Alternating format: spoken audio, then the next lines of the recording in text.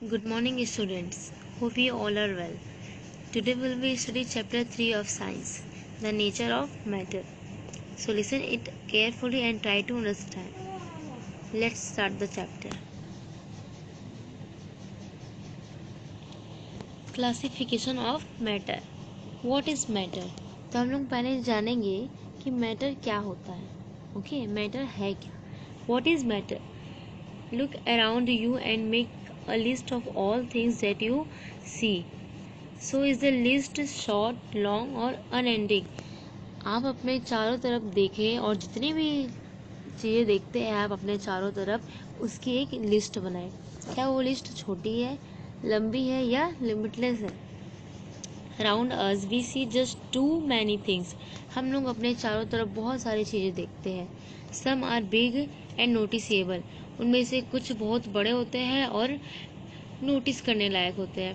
Maybe things like TV, cupboard और chair were the first on your list. हो सकता है कि आपके लिस्ट में कपबोर्ड, टीवी, चेयर ये सब फर्स्ट नंबर पर ही हो. But there are so many things that are hidden from your eyesight or are too small to be seen. और लेकिन यहाँ कुछ ऐसे भी ऑर्गेनिजम्स होते हैं, कुछ ऐसी भी चीज़ें होते हैं जो हमारे नज़रों से छुपे होते हैं या देखने में बहुत छोटे होते हैं. But there seems to be something common to all of them. All of them occupy space. तो हम सभी जितने भी अपने चारों तरफ देखते हैं वस्तुएं, जितनी भी चीज़ें देखते हैं, वो सभी वस्तुएं जो होती हैं कुछ स्पेस ऑक्यूपाई करती हैं, मतलब कुछ जगह घेरती हैं. Okay, when something occupies space we can see it. जब कोई भी चीज़ कुछ जगह लेती है तो हम उसे देख सकते हैं. However, very small things like germs also occupy space but we can't see them with our naked eyes. एक सबसे छोटा थिंग्स लाइक अ जर्म्स जो साइज में बहुत छोटा होता है वो भी थोड़ा स्पेस ऑक्यूपाई करता है, जिसे हम अपने जनरली इन आँखों से नहीं देख सकते हैं. बट माइक्रोस्कोप के हेल्प से इन ऐसे थिंग्स को भी, ऐसे ऑर्गेनिज्म को भी देखा जा सकता है जो बहुत छोटे होते हैं. The amount of space something takes up is called its volume.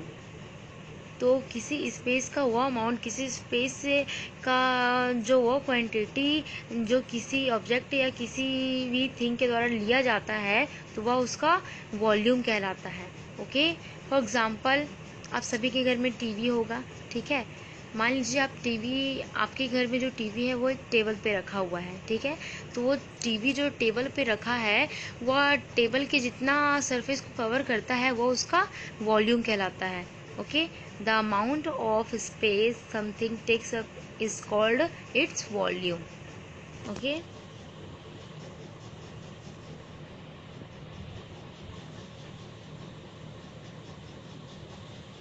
all of them have weight.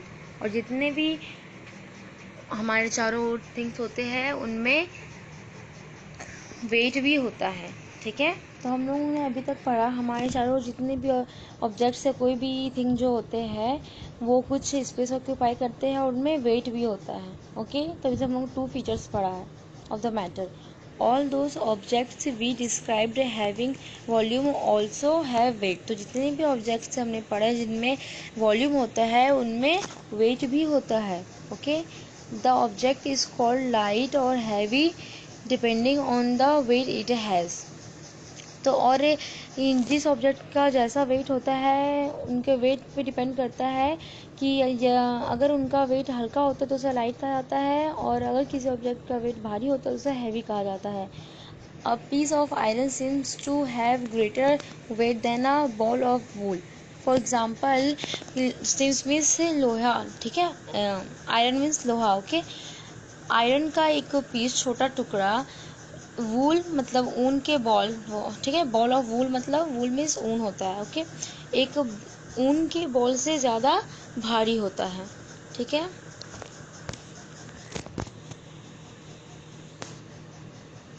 All these things we have been talking about are collectively knows as matter. तो ये जितने भी चीज़ के बारे में हम लोग ने बातें किया, ये सब चीज़ें, ये सब ऑब्जेक्ट क्या कहलाती है? Matter.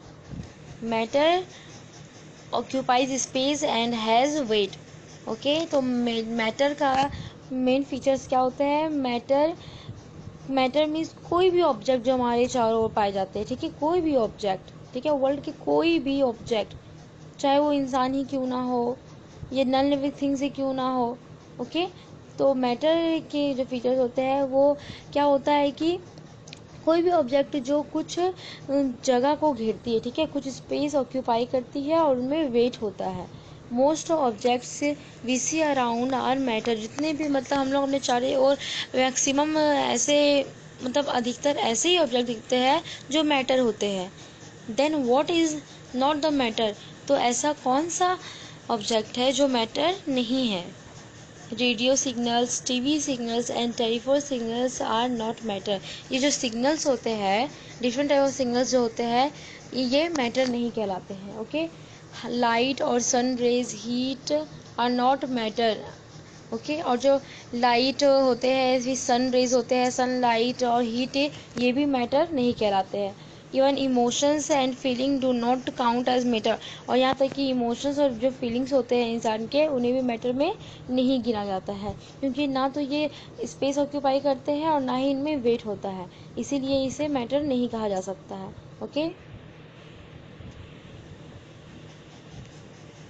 Atoms and molecules, constituents of matter. Okay, so we have seen matter of various shape and size, but what constitutes matter?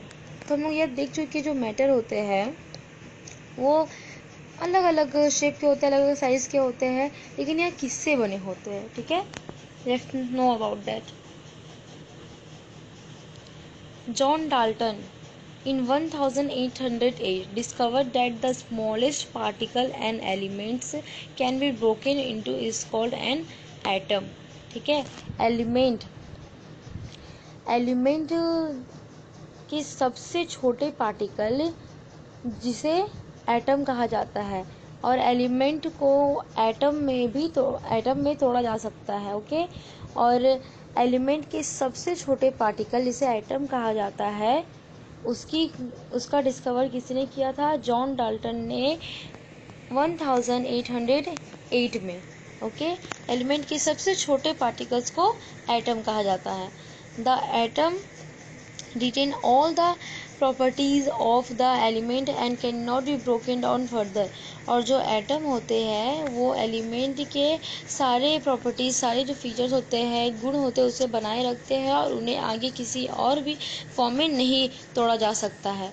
However, atoms of various elements can be combined in various ways to form another basic particles called a molecule।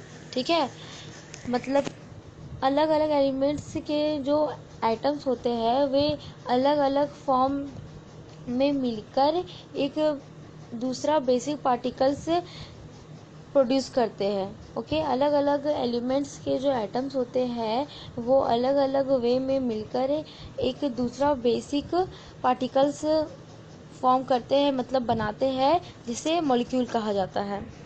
Just as an atom builds an element, a molecule is the smallest individual part of compound। जिस तरह atom से element बनता है, उसी तरह compound का individual part क्या है? मॉलिक्यूल। जिसे इंडिविजुअल पार्ट मतलब इसे कंपाउंड से अलग नहीं किया जा सकता है। Okay, most things we see around are not pure elements but compounds or a mixture of compounds। तो हम लोग अपने चारों तरफ जितने भी चीज़ देखते हैं उनमें से ज़्यादातर जो होते हैं वो प्योर एलिमेंट नहीं होती, मतलब एक ही तरह के एटम से नहीं बने होते हैं। ठीक है, प्योर एलिमेंट्स नहीं होते हैं, वो या तो कंपाउंड्स हो सकते हैं या कंपाउंड से मिक्सचर हो सकते हैं, मिक्सचर हो सकते हैं।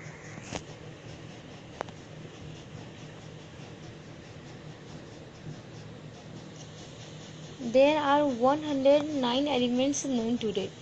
तो आज तक के समय में टोटल एलिमेंट्स कितने हैं? 109 एलिमेंट्स का पता लगाया जा चुका है। Oxygen, carbon, hydrogen, nitrogen, iron, copper, mercury और ऑल द एलिमेंट्स, जितने भी थिंग्स है ये सब क्या है? एलिमेंट्स है। Common salt, water, sugar, glucose are all the example of pure compounds. और कॉमन सॉल्ट मीन्स जो नमक हम लोग यूज़ करते हैं, okay. Common salt, water, sugar, glucose, ये सब कंपाउंड्स के एग्जाम्पल है। Other common matter like wood, air, milk, plastic etcetera are the mixture of compound. और वुड, एयर, प्लास्टिक ये सब मिक्सचर्स के एग्जाम्पल्स हैं। स्टेट्स ऑफ मैटर, ठीक है। हम सभी जो मैटर्स देखते हैं अब उनमें उनका कितना स्टेट होता है, ओके। अब ये जानेंगे। Matter can exist in any of the three states, solid, liquid और गैस। तो मैटर जिसके 3 स्टेट्स होते हैं, सॉलिड, लिक्विड और गैस, या अपने किसी या तीनों में से किसी भी एक स्टेट में मौजूद हो सकता है, okay. These 3 forms are called physical state और phases of matter। और ये जो मैटर का तीनों फॉर्म है इसे फिजिकल स्टेज या phases of matter कहा जाता है। Change of matter from one form to another, solid to liquid, liquid to gas, gas to liquid, liquid to solid etcetera is known as change of state और phases.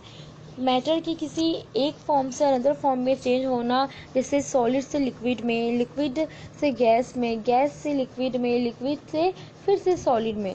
तो ये जो changes होता है एक फॉर्म से दूसरे फॉर्म में, तो मैटर की इस चेंज को क्या कहते हैं? चेंज ऑफ स्टेट और phase. Molecules and their arrangement. The arrangement of molecules in the 3 phases of matter is shown in the figures. Matter के जो 3 phases होते हैं, 3 स्टेट्स होते हैं in solid, liquid and gas, उनमें मॉलिक्यूल्स के arrangement भी डिफरेंट टाइप में होता है, ओके। तो जिस तरह लोग फिगर में देख सकते हैं, सॉलिड में जो मॉलिक्यूल्स है वो काफ़ी नज़दीक होते हैं और लिक्विड में सॉलिड का कंपैरिजन में थोड़े दूर होते हैं, और गैस में ना के बराबर होते हैं, बहुत हटे होते हैं।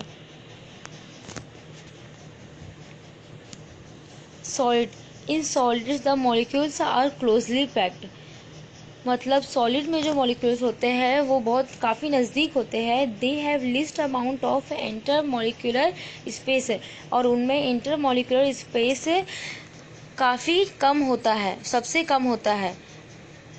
दे मतलब वो सब काफ़ी नज़दीक होते हैं। The force of attraction between the molecules is very strong and free movement of molecules is not possible. और मॉलिक्यूल्स के बीच अट्रैक्शन फोर्स जो होता है वो काफ़ी स्ट्रॉन्ग होता है, और मॉलिक्यूल्स का मूवमेंट पॉसिबल नहीं होता है। That's why solid are rigid and retain their space. बस यही कारण है कि जो सॉलिड्स होते हैं वो रिजिड होते हैं, मीन्स कठोर होते हैं, हार्ड होते हैं, स्ट्रॉन्ग होते हैं, रिजिड होते हैं, और उनका एक फिक्स्ड शेप होता है। फॉर एग्जांपल बुक, ठीक है, बुक क्या है? सॉलिड है। बुक, चेयर, ये जो है सॉलिड है, क्योंकि इनमें जो मॉलिक्यूल्स होते हैं वो बहुत नज़दीक होते हैं, और इनमें अट्रैक्शन फोर्स जो होता है वो सबसे बहुत स्ट्रॉन्ग होता है, और इनमें मॉलिक्यूल्स के जो मूवमेंट है वो पॉसिबल नहीं होता है। इसलिए सॉलिड जो होते हैं वो रिजिड होते हैं, मीन्स कठोर होते हैं, और उनका शेप एक फिक्स्ड शेप होता है।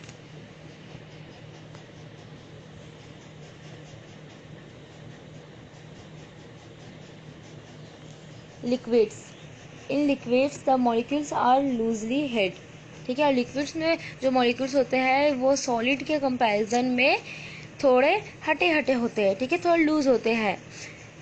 There are large intermolecular space in liquids, और लिक्विड में इंटर मॉलिक्यूलर स्पेस जो होता है वो बड़ा होता है। द फोर्स ज़्यादा होता है। The force of attraction between the molecules is week and movement और मॉलिक्यूल्स इज़ पॉसिबल। और मॉलिक्यूल्स के बीच जो अट्रैक्शन का फोर्स होता है वो कमज़ोर होता है, और लिक्विड में मॉलिक्यूल्स के मूवमेंट भी पॉसिबल होते हैं। That's why liquids are not rigid and have no shape of their own, they take the shape of the container. बस यही कारण है कि जो लिक्विड्स होते हैं, फॉर एग्जांपल लिक्विड के एग्जांपल्स क्या हो जाएंगे? Water, oil, milk, okay. बस यही कारण होते हैं कि लिक्विड रिजिड नहीं होते हैं, मतलब लिक्विड कठोर नहीं होते हैं, and have no shape of their own, और उनका अपना शेप नहीं होता है। They take the shape of the container, और उन्हें जिस कंटेनर में रखा जाता है, जिस बर्तन या जिस भी पात्र में रखा जाता है, जिस कंटेनर में रखा जाता है, वह उसी के शेप में कन्वर्ट हो जाता है। Gases, in gases the molecules are separated from one another by wide spaces, और गैसेस में मॉलिक्यूल्स जो होते हैं वो एक दूसरे से बहुत अलग होते हैं, बहुत ज़्यादा क्वांटिटी में अलग होते हैं और काफ़ी दूर होते हैं। The force of attraction between the molecules is very weak, और इन मॉलिक्यूल्स के बीच अट्रैक्शन फोर्स बहुत ज़्यादा कमज़ोर होता है। The molecules have maximum freedom of movement, और इनके मॉलिक्यूल्स के पास मूवमेंट के लिए ज़्यादा से ज़्यादा फ्रीडम होती है। Hence gases have neither a definite shape nor a defined volume, इसलिए गैस का ना तो एक फिक्स्ड शेप होता है ना ही डिफाइंड वॉल्यूम होता है। Gases and liquid are called fluids because to their ability to flow, gas और लिक्विड जो होते हैं अपने बहने की एबिलिटी के कारण इन्हें फ्लूइड्स कहा जाता है।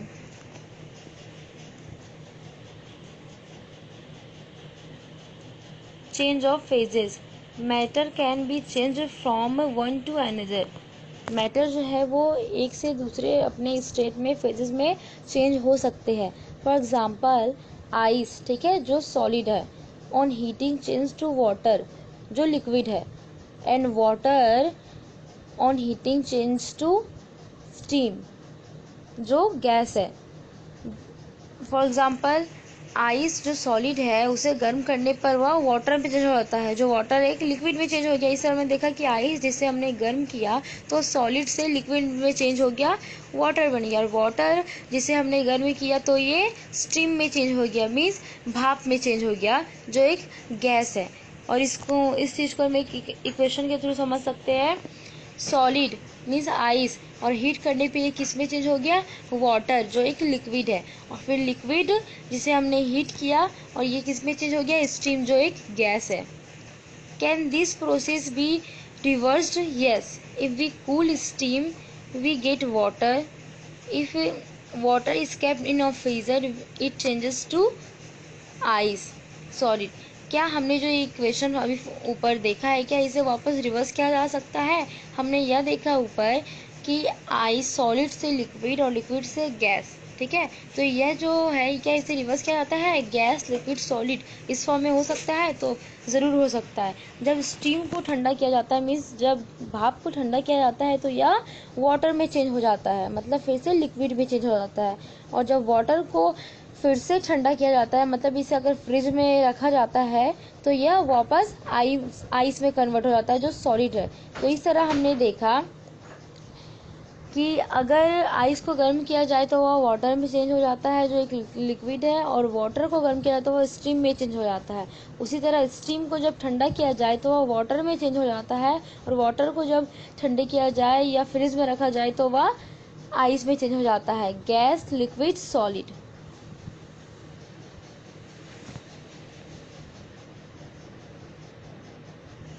The above observations show that water can exist in all the three phases, and a change in phases can be brought about by changing the temperature or pressure।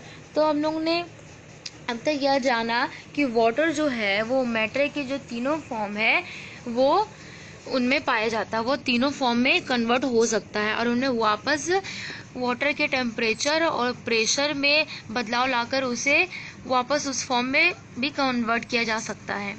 Can all the substances exist in all the above three phases? क्या जितने भी other substances हैं वो भी matter के तीनों form में convert हो सकते हैं? Yes, by suitably controlling the condition of temperature and pressure a substance can be covered from one state to another. तो हाँ, जितने भी सब्सटेंस है हम उन्हें मैटर के इन तीनों फॉर्म में कन्वर्ट कर सकते हैं by controlling the condition of temperature and pressure of that substance. अगर हम किसी सब्सटेंस को मैटर के वन फॉर्म से अदर फॉर्म में चेंज करना चाहते हैं तो हमें उसके टेम्परेचर और प्रेशर का जो कंडीशन है उसको अच्छे से कंट्रोल करना पड़ेगा। जिससे हम उसे मैटर के वन फॉर्म से अनदर फॉर्म में चेंज आसानी से कर सकते हैं। वैक्स इज मोम, okay. Wax, gold, silver, iron and copper are few examples of substances which can occur in all the three states. ये जो सब्सटेंसेस है लाइक वैक्स, गोल्ड, सिल्वर, ये भी मैटर के थ्री फॉर्म में कन्वर्ट किए जा सकते हैं।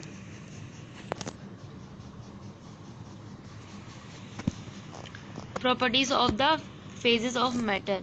अब हम लोग अभी तक क्या पढ़े, मैटर के फेजेस, कितने स्टेट्स होते हैं। अब हम लोग मैटर के जो फेजेस है, स्टेट्स है, उनके प्रॉपर्टीज के बारे में जानेंगे।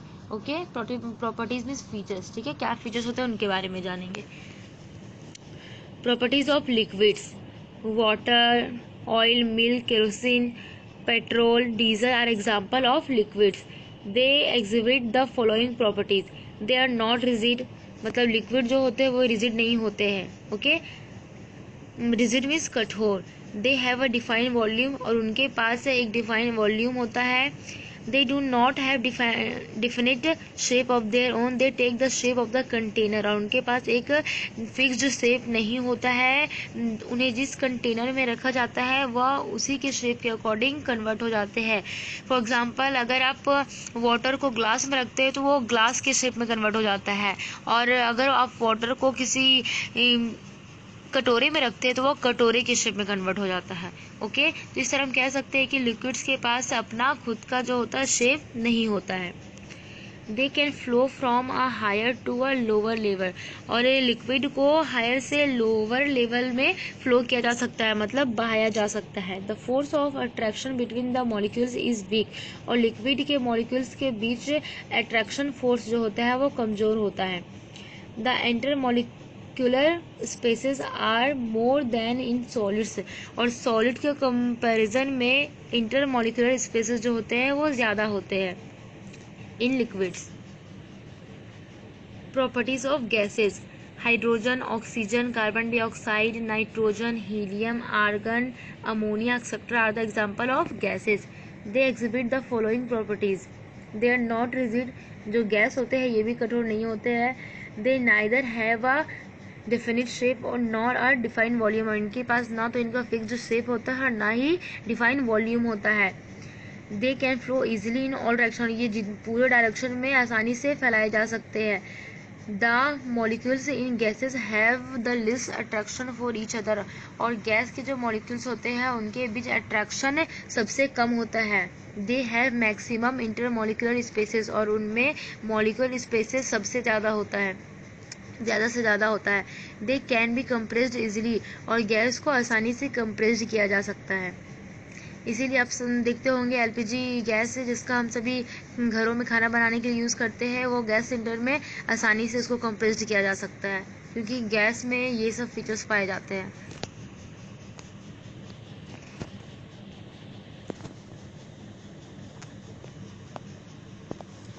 Differences between solids, liquids and gases. Here is the comparative table to show the differences between solids, liquids and gases. ये एक comparative टेबल है जिसके थ्रू आप इजीली समझ सकते हैं सॉलिड, लिक्विड और गैसेस के बीच क्या डिफरेंस होते हैं। ओके, इससे पहले मैंने बता दिया है बट मैं एक बार और रीड कर देती हूँ।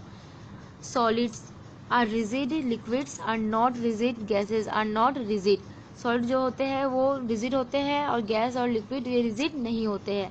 Have a definite shape and volume, have defined volume but no definite shape, neither have definite shape और नॉट डिफाइंड वॉल्यूम। सॉलिड का जो होता है एक फिक्स्ड शेप होता है और वॉल्यूम होता है। लिक्विड्स के पास डिफाइंड वॉल्यूम होता है बट एक फिक्स्ड शेप नहीं होता है, और गैस के पास ना तो एक फिक्स्ड शेप होता है ना ही डिफाइंड वॉल्यूम होता है। कैन नॉट फ्लो, सॉलिड को हम लोग फ्लो नहीं कर सकते हैं, नहीं बहा सकते हैं। और लिक्विड जो है can flow from a higher to lower level. Gases can flow in all direction, can not be compressed appreciably, और इन्हें हम लोग इजीली कंप्रेस नहीं कर सकते हैं। कैन ईजिली कंप्रेस्ड, और लिक्विड जो होते हैं वो उसे भी इजीली कंप्रेस किया जा सकता है, कैन बी इजीली कंप्रेस्ड, और गैस को भी हम लोग आसानी से कंप्रेस कर सकते हैं। Intermolecular attraction is maximum. Solid में इंटरमोलिकुलर अट्रैक्शन जो होता है वो ज़्यादा से ज़्यादा होता है, और लिक्विड्स में intermolecular attraction is less than in solids. और लिक्विड्स में इंटरमोलिकुलर अट्रैक्शन सॉलिड्स के कंपैरिजन में कम होता है। गैसेस में इंटरमोलिकुलर अट्रैक्शन इज लिस्ट, उसमें सबसे कम होता है। Can be store without a vessel, और ये जो सॉलिड होते हैं वो किसी वेसल के बिना ही स्टोर किया जा सकते हैं, मतलब इन्हें आप किसी बर्तन के बिना भी स्टोर कर सकते हैं। फॉर एग्जाम्पल बुक क्या है, एक सॉलिड है, बुक को आप बिना किसी वेसल के स्टोर कर सकते हैं, इजीली उसे हाथ से उठाकर भी आप कहीं लेके आ जा सकते हैं। Liquids can not be stored without a vessel, और इसे बिना किसी बर्तन या बिना किसी वेसल के आप स्टोर नहीं कर सकते हैं। ओके, जैसे आपको मिल्क ले जाना है तो आप इसे किसी बॉटल या किसी बर्तन वगैरह में रखेंगे ही। Can be stored in closed vessels only, और गैस को सिर्फ बंद बर्तन में ही स्टोर किया जा सकता है, मतलब क्लोज्ड वेसल्स में ही स्टोर किया जा सकता है। Physical properties of matter, the characteristics of matter which enable us to distinguish it from any other matter are called its properties। तो प्रॉपर्टीज होते क्या है मैटर के, तो प्रॉपर्टीज किसी मैटर के वह कैरेक्टरिस्टिक होते हैं, वह विशेषता होते हैं जो हमें इसे दूसरे मैटर से अलग करने में हेल्प करता है, अलग करने के लिए सक्षम बनाता है, एबल बनाता है। तो उसे क्या कहा जाता है, मैटर का प्रॉपर्टीज, तो उसे प्रॉपर्टीज कहा जाता है। Some of the important physical properties of matter are discussed below।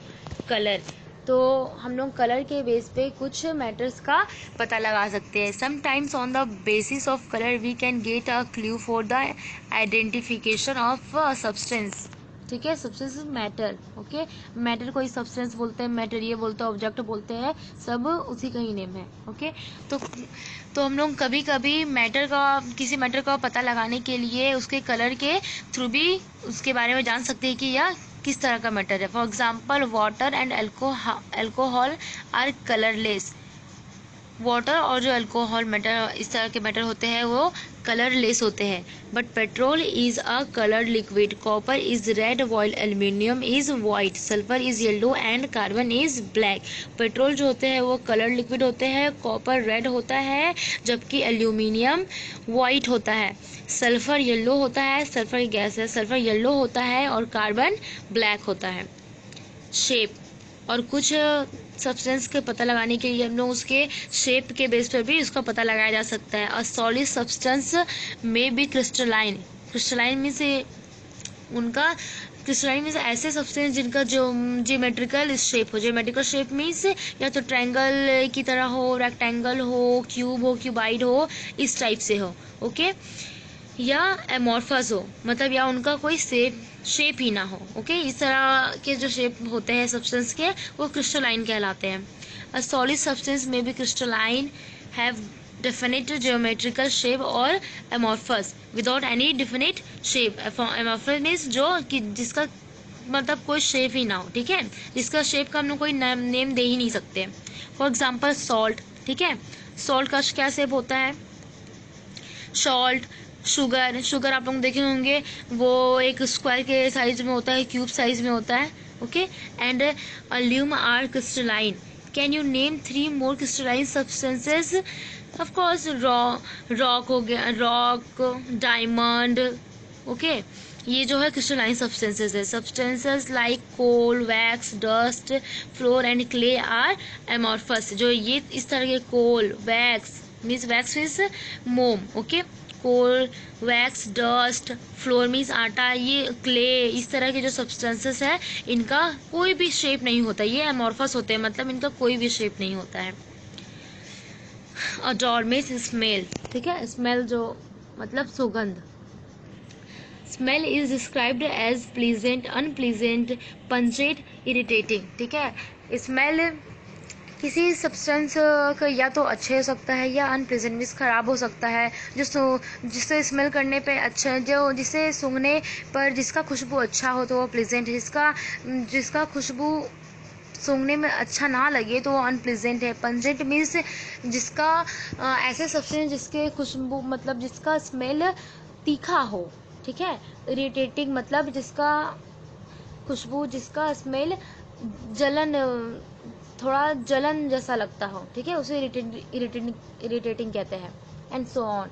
Smell is easy to recognise as some items have peculiar smell, ठीक है। और कुछ ऐसे भी सब्सटेंस होते हैं जिससे पहचानना बहुत इजी हो जाता है फ्रॉम इट्स स्मेल, क्योंकि उनका जो स्मेल होता है बहुत अजीब होता है।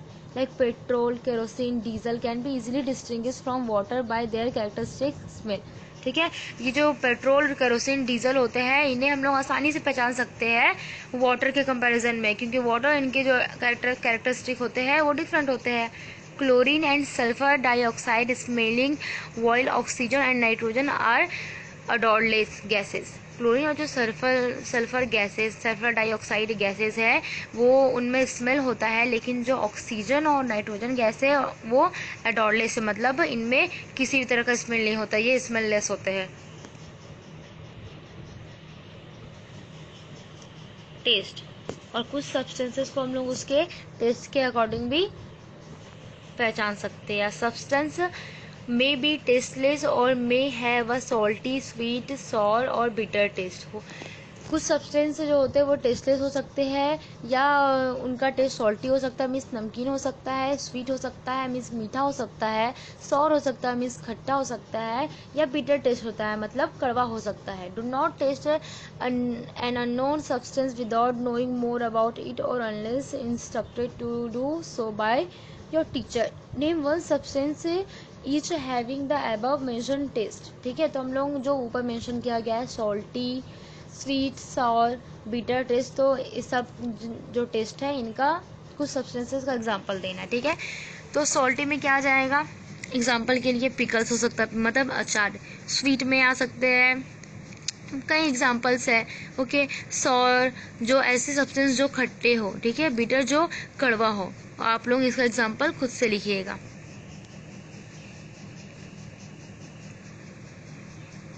Malleability. Substances such as gold, silver, zinc, copper and aluminium which can be beaten into thin sheets without breaking are said to be malleable. कुछ सब्सटेंस ऐसे होते हैं जैसे gold, silver, zinc, copper, aluminium, इन्हें हम लोग पीट कर एक शीट के फॉर्म में कन्वर्ट कर सकते हैं बिना तोड़े, ठीक है, विदाउट ब्रेकिंग। हम ऐसे सब्सटेंसेस जिन्हें पीटकर एक शीट्स के रूप में कन्वर्ट किया जा सकता है विदाउट ब्रेकिंग, तो उसे मेलिएबल कहा जाता है, ठीक है। तो इस प्रोसेस को मेलिएबल कहा जाता है and property is called is malleability, और मैटर के इस प्रॉपर्टी को मेलिएबिलिटी कहा जाता है। Can you name two malleable substance? Of course, gold, silver. Ductility, substance such as silver, copper, gold and platinum which can be drawn into wires are called ductile, ठीक। कुछ ऐसे substance होते हैं कुछ ऐसे सब्सटेंस जैसे silver, copper, gold and platinum जिन्हें हम एक वायर के जैसा खींच सकते हैं, ठीक है। ऐसे सब्सटेंस जिन्हें तार के रूप में खींचा जा सकता है, तो इस प्रोसेस को डक्टाइल कहते हैं। The property is known as ductility, और मैटर के इस प्रॉपर्टी को डक्टिलिटी कहा जाता है, okay. Elasticity, things such as rubber bands and spring which changes in length, volume और shape on applying a force on them and regain their original length, volume or shape on withdrawing force are said to be elastic and this property is called elasticity.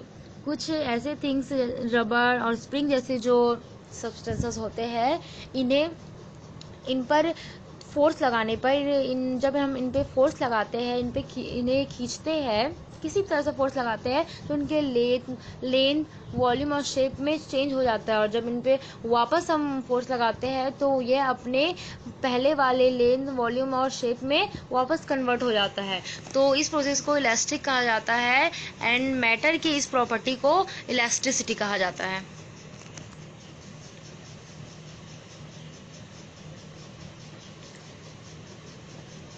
Solubility मतलब ऐसे substance जो पानी में पूरी तरह घुल जाते हैं, ठीक है।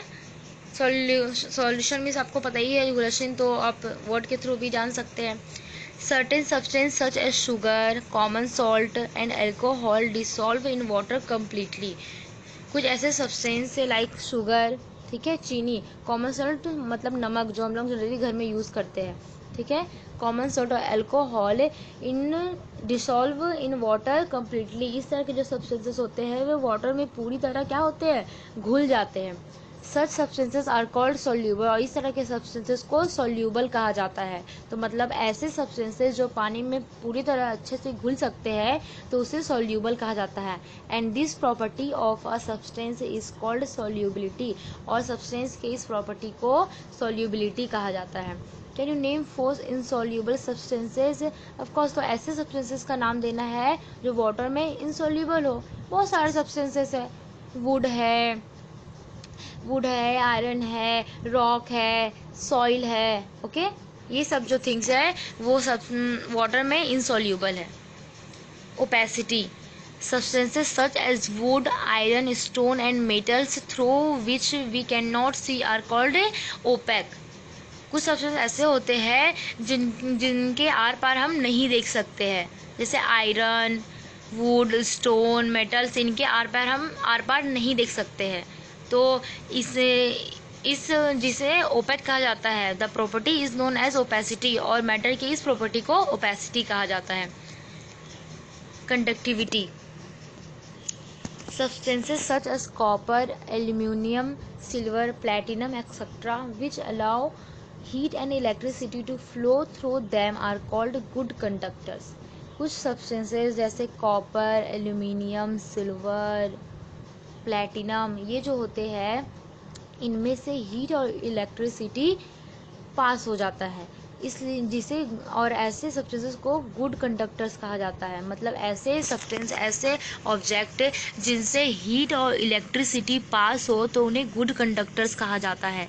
The property is known as conductivity, और मैटर की इस प्रॉपर्टी को कंडक्टिविटी कहा जाता है। Substances which do not allow heat and electricity to flow through them are known as bad conductors, और ऐसे सब्सटेंसेस, ऐसे ऑब्जेक्ट जो अपने से हीट और इलेक्ट्रिसिटी को पास नहीं होने देते हैं उन्हें बैड कंडक्टर्स कहा जाता है। जैसे रबर और प्लास्टिक, ये जो होते हैं ये बैड कंडक्टर्स हैं, इनमें इलेक्ट्रिसिटी पास नहीं होता है।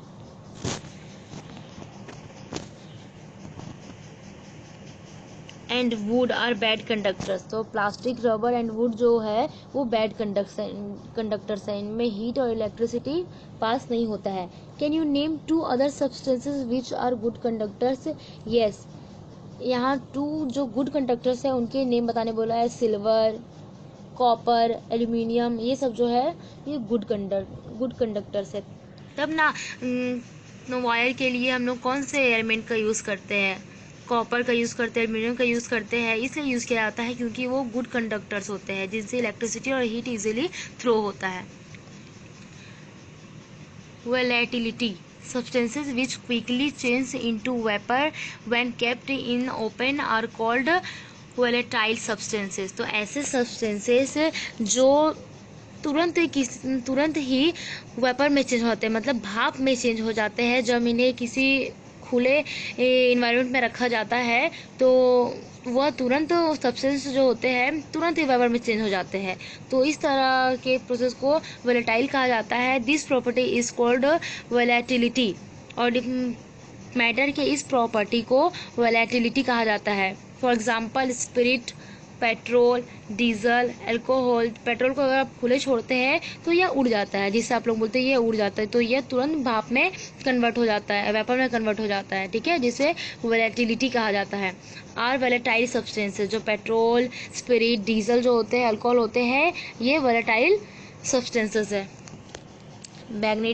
Magnetic behaviour, the substances which are attractive towards the magnet are called magnetic substances। तो ऐसे substances जो मैग्नेट की तरफ अट्रैक्ट होते हैं, ठीक है, मैग्नेट की तरफ आकर्षित होते हैं, अट्रैक्ट होते हैं, तो उस तरह के substances को मैग्नेटिक substances कहा जाता है। जैसे आयरन, ठीक है, मैग्नेट मीन्स चुंबक, आयरन जो होते हैं वो मैग्नेट की तरफ अट्रैक्ट होते हैं, तो आयरन क्या है, एक तरह का मैग्नेटिक सब्सटेंसेस है। Iron, cobalt and nickel are magnetic in nature and wood, rubber etcetera are non magnetic. ठीक है, जो आयरन, कोबाल्ट, निकेल ये सब जो होते हैं वो मैग्नेटिक नेचर के होते हैं, जबकि वुड, रबर, वुड मीन्स लकड़ी, ठीक है, वुड, रबर जो होते हैं वो नॉन मैग्नेटिक होते हैं। Density, the mass of a substance per unit volume is called density. किसी सब्सटेंस के एक यूनिट वॉल्यूम के मास को डेंसिटी कहा जाता है। The density of iron is greater than the density of would. और आयरन का जो आयरन मीन्स लोहा, ठीक है, आयरन का जो डेंसिटी होता है वह लकड़ी की डेंसिटी से ज़्यादा होता है। That's why iron sinks whereas wood floats on water. यही कारण है कि वाटर पानी में जो आयरन होता है, मतलब लोहा होता है, आयरन का जो एक पीस होता है वो पानी में डूब जाता है, जबकि वुड जो होता है वो पानी पर तैरते ही रह जाता है। ठीक है, मतलब वाटर में कोई भी ऑब्जेक्ट, कोई भी सब्सटेंस वैसा ही सब्सटेंस वाटर में डूबता है जिसका डेंसिटी वाटर की डेंसिटी से ज़्यादा हो, और जिस ऑब्जेक्ट का डेंसिटी वाटर की डेंसिटी से कम होता है वो ऑब्जेक्ट वाटर के सरफेस पे तैरती है। Diffusion is the movement of molecules from the region of a higher concentration to the region of lower concentration। ठीक है, डिफ्यूज़न जो है वो किसी मॉलिक्यूल्स का हायर कंसंट्रेशन से लोअर कंसंट्रेशन के बीच का मूवमेंट होता है। How do you notice leakage of LPG at home. हम लोग कि एलपीजी गैस का लीकेज कैसे नोटिस करते हैं घर में, यही डिफ्यूज़न के थ्रू ही इसे फील किया जाता है। Molecules of LPG feel in the air of the room and can you smell it. और एलपीजी के जो मॉलिक्यूल्स होते हैं वो एयर में भरे होते हैं, ठीक है, रूम के एयर में भर जाते हैं, जिसे हम लोग स्मेल कर सकते हैं। The molecules of LPG are diffusing in the molecules of air. और जो एलपीजी के मॉलिक्यूल्स होते हैं वो एयर के मॉलिक्यूल्स में डिफ्यूजिंग होते हैं। ठीक है, there are many other properties which can be used for identifying and classifying things, the details of which you learn in higher class। तो यहाँ और भी कई प्रॉपर्टीज़ है मैटर के जिसके थ्रू हम किसी मैटर को पहचान सकते हैं और उसे क्लासीफाई कर सकते हैं, और the details of which you will learn in higher class, जो आप हायर क्लास में पढ़ोगे। सो हम लोगों ने कई टॉपिक के बारे में डिस्कस किया। You have to read this topics by yourself once. This will give you more information, and that's it for today. We will study further in next video.